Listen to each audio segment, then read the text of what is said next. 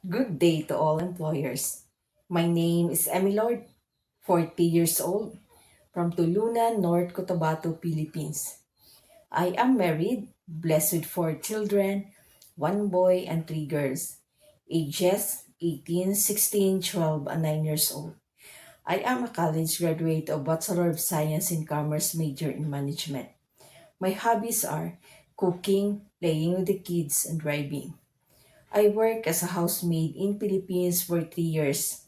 I serve 4 members of the family, 2 adults and 2 children, ages 5 years old and 2 years old.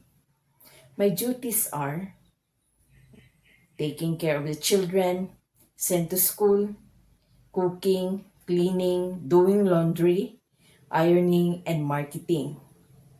To those prospective employers in Hong Kong, please choose me as your housemaid because I am hardworking, honest, humble, trustworthy, obedient, respectful, responsible, cheerful, caring, understanding, and patient to the children.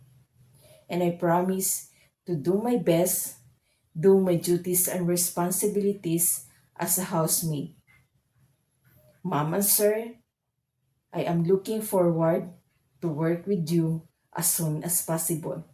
Thank you and God bless.